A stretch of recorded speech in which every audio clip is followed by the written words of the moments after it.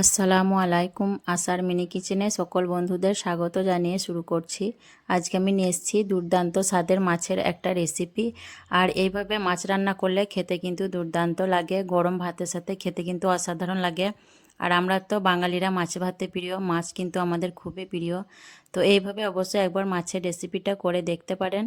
তো চলুন রেসিপিটি দেখে নেওয়া যাক। আর যারা আমার নতুন বন্ধু ভিডিওটি দেখছেন, ভালো লেগে থাকলে অবশ্যই আমার চ্যানেলটিকে সাবস্ক্রাইব করে আমার পাশে থাকবেন।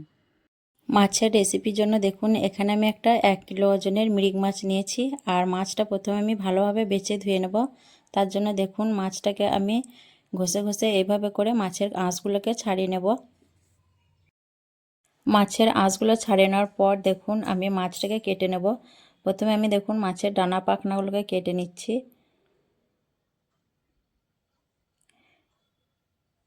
তারপর আমি মাছের মাথাটা কেটে নিলাম বিসমিল্লাহ বলে। আর মাছের ভিতরে যে মাছের তেলটা আছে সেটা বের করে নিচ্ছি। আর মাছের মধ্যে দেখছি ডিমও আছে। তো দেখুন কিছুটা তেল আছে আর মাছের মধ্যে অল্প ডিমও বের হয়েছে। তো এই ডিমটা আমি আজকে রান্না করব না, পরে রান্না করব। এখন মাছটা দেখুন আমি পিস করে নিচ্ছি। আর আজকে যে মাছের রান্নাটা আমি করব এটা যে কোনো মাছ দিয়েই করতে পারেন, রুই, কাতলা, মিরিক। তো আমি এখানে মিরিক মাছ নিয়েছি। আর মাছটা দেখুন আমি কিভাবে করে কেটে নিচ্ছি।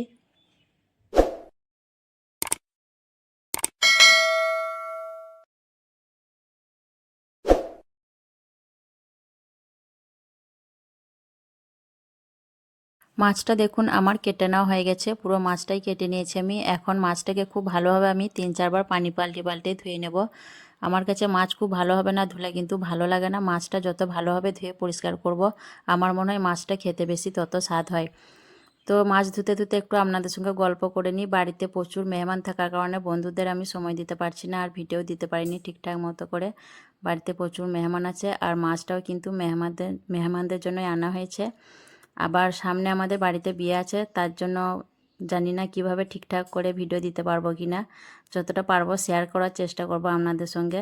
তো আশা করছি আমার সকল বন্ধুরাই আমার পাশে থাকবেন। তো মাছটা দেখুন আমি এইভাবে 3 থেকে 4 বার পানি পাল্টে পাল্টে খুব ভালোভাবে ধুয়ে পরিষ্কার করে নেব। তারপর আমি রান্নার দিকে চলে যাব।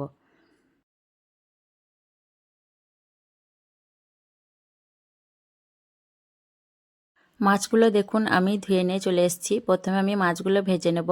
তার জন্য এখানে আমি দিয়ে দিচ্ছি চা চামচে 1 চামচ নুন, আর দিয়ে দিচ্ছি 1 চামচ হলুদের গুঁড়ো, আর দিয়ে দিচ্ছি হাফ চামচের মতো বেসন। মাছ ভাজার আগে নুন হলুদ মাখানোর সময় যদি একটু বেসন ব্যবহার করা হয়, মাছগুলো ভাজার সময় কিন্তু ভেঙে যায় না, মাছের পিসগুলো গোটা গোটা থাকে। তার জন্য আমি অল্প বেসন ব্যবহার করলাম। আমি খুব ভালোভাবে দেখুন নুন হলুদ আর বেসনটা মাছের মধ্যে মেখে নিচ্ছি। আর এখানে আমি মাছের মাথাটা আর লেজাটা বাদ দিয়ে শুধুমাত্র মাছের পিসগুলোকে রান্নার জন্য নিয়েছি। তো নুন হলুদটা খুব ভালোভাবে আমি মাখিয়ে নিচ্ছি। দেখুন মাছের মধ্যে দেখুন আমি নুন হলুদটা খুব ভালোভাবে মেখে নিয়েছি। এখন আমি রান্নার দিকে চলে যাব। রান্নার জন্য আমি গ্যাস অন করে একটা কড়াই বসিয়ে দিয়েছি। প্রথমে আমি একটা মশলা বানিয়ে নেব।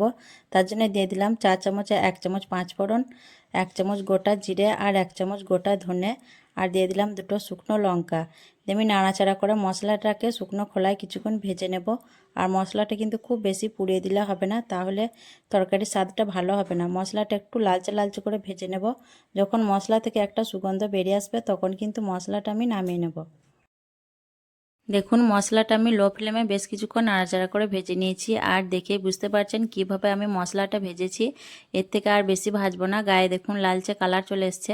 এখন আমি মশলাগুলোকে তুলে নিচ্ছি। আর লঙ্কাগুলোকে আমি আরও কিছুক্ষণ ভেজে নেব, তারপর তুলে নেব। লঙ্কা দুটোকে আমি আরও একটু ভেজে নেওয়ার পর তুলে নিচ্ছি। আর মশলাগুলো ঠান্ডা হয়ে যাওয়ার পর আমি শিলে গুঁড়ো করে নেব। কড়াইয়ে আমি পরিমাণ মতো সর্ষের তেল দিয়ে তেলটাকে খুব ভালোভাবে ধোঁয়া ওঠা করে গরম করে নিয়েছি। তারপর আমি একে একে মাছের পিসগুলোকে গরম তেলের মধ্যে দিয়ে দিচ্ছি। আর এক বেচে যতগুলো মাছের পিস ধরবে আমি ততগুলোই দিয়ে দেব। দিয়ে আমি মাছগুলোকে উল্টে পাল্টে ভেজে নেব। মাছগুলোকে দেখুন আমি বেশ গায়ে লালচে রং ধরিয়ে ভালোভাবে একদম ভেজে নিয়েছি উল্টিয়ে পাল্টিয়ে।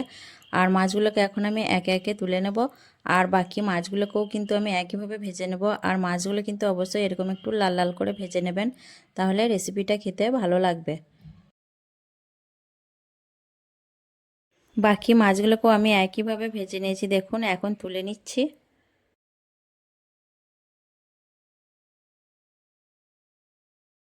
তারপর এই তেলের মধ্যে দিয়ে দিচ্ছি হাফ চামচের থেকেও কম কালো জিরের ফোড়ন, দিয়ে ফোড়নটা আমি একটু নাড়াচাড়া করে ভেজে নেব। ফোড়নটা একটু ভেজে নেওয়ার পর দিয়ে দিচ্ছি দুটো বড় সাইজের পেঁয়াজ বাটা। পেঁয়াজটা দেখুন খুব মিহি করে বাটিনি, একটু দানা দানা ভাব আছে। আর দিয়ে দিচ্ছি দুটো কাঁচা লঙ্কা চেরা। দিয়ে আমি পেঁয়াজ আর লঙ্কাটা একটু নাড়াচাড়া করে ভেজে নেব। পেঁয়াজ আর লঙ্কা একটু ভেজে নেওয়ার পর দিয়ে দিচ্ছি হাফ চামচ নুন। নুনটা একটু বুঝে দিতে হবে, যেহেতু মাছ ভাজার সময় দিয়েছিলাম। হাফ চামচ হলুদের গুঁড়ো, হাফ চামচ লঙ্কার গুঁড়ো, ঝালটা অবশ্যই নিজেদের পছন্দ অনুযায়ী দিয়ে দেবেন। আর দিয়ে দিচ্ছি হাফ চামচ আদা রসুন বাটা। আর পেঁয়াজ থেকে যে পানিটা বের হয়েছিল সেই পানিটাও দিয়ে দিলাম। দিয়ে আমি নাড়াচাড়া করে মশলা খুব ভালোভাবে কষিয়ে নেব, যাতে কাঁচা আদা রসুন এবং মশলার গন্ধটা না থাকে। আর মশলাটি কিন্তু খুব ভালোভাবে কষিয়ে নিতে হবে। যত ভালোভাবে কষাবেন ততই কিন্তু টেস্টটা ভালো হবে। মশলা কষাতে কষাতে এখানে আমি দিয়ে দিচ্ছি দেখুন চা চামচে 1.5 চামচের মতো চিনি। এতে করে কালারটাও ভালো হবে আর মাছের টেস্টটাও ব্যালেন্স হবে। তা আবারও আমি দেখুন কিছুক্ষণ নাড়াচাড়া করে নেব। মশলাটা দেখুন আমি খুব ভালোভাবে কষিয়ে নিয়েছি আর মশলা থেকে তেলটাও কিন্তু ছেড়ে দিয়েছে খুব ভালোভাবে। এখন আমি এর মধ্যে দিয়ে দেবো ঝোলের জন্য পানি। খুব বেশি পানি আমি দেব না, রান্নার শেষে কিন্তু ঝোলটা অনেকটাই কমে যাবে। দিয়ে ঝোলটাকে আমি নাড়াচাড়া করে খুব ভালোভাবে মিশিয়ে নেব।